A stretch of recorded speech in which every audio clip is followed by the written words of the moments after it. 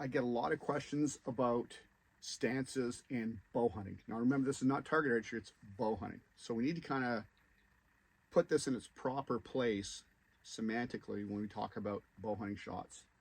I can tell you most of my stock and spots or stock or still hunts have been from pretty obtuse positions. I'm kind of hunched down here like this, or I've taken a step and I have a shot, that kind of thing.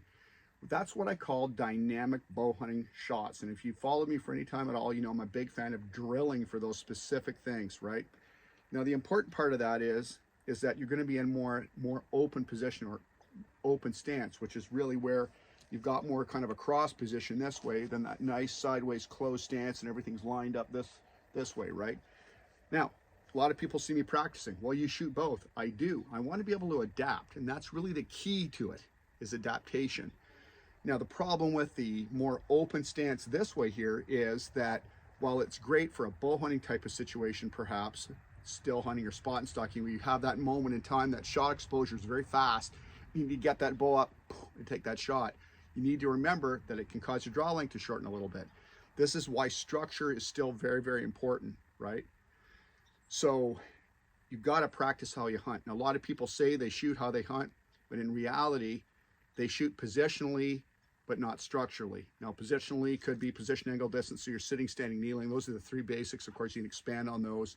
You can shoot off your chest, backwards. You can do a handstand if you're so inclined. My point is that we go back to that adaptation part of this plan. It's more important that you try to intercede to find kind of a common space for both, right? If you find that common space for both, you're going to be able to adapt to make that shot. How do we do that? Really simple structurally. When I practice for those open shots where I have much more open position here, it's much more alive, where all of a sudden I'm like, whoa, that animal's there. Shot exposure is going to be very quick, and I've got a clear line of sight. I feel really good about the shot. When I train for this, I will actually come up the full draw, hit my anchor point, and really expand and let down. And this is where the letdown drill comes into everything you do. I'm a huge fan of doing this. And a lot of people that come to me to mentor them to shoot instinctive will tell you that I will force them to do the letdown drill a lot. Now, there's two reasons why I insert that into the training. One, it's for that structure check, right? We talked about structure and position, right?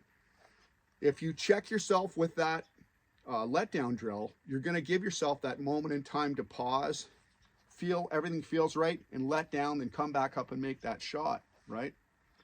The other thing is that it's hyper realistic for bow hunting situations. How many times, if you've hunted for any amount of time at all, and you're standing there, and the deer comes out, or the animal comes out, and you're like, nope, no, no, oh, and then you have to shoot, right? This gets you into a really good frame of mind for not just sort of ripping back the string and plucking, right? So there's some really good structural positional secrets in there. Number one, hitting your same draw length every time. Super critical, super important. You can have a buddy check you on this when you're open position to make sure you've got that nice expansion. You're coming to full draw.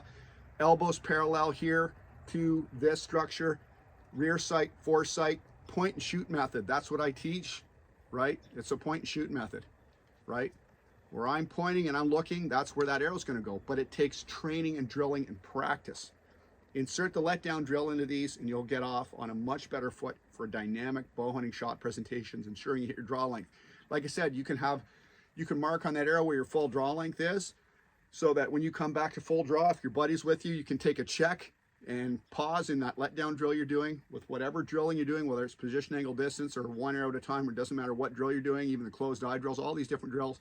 You have your buddy off to the side in a safe position, ensuring you come to full draw and you're hitting in that same place where you've marked off that full draw on that arrow.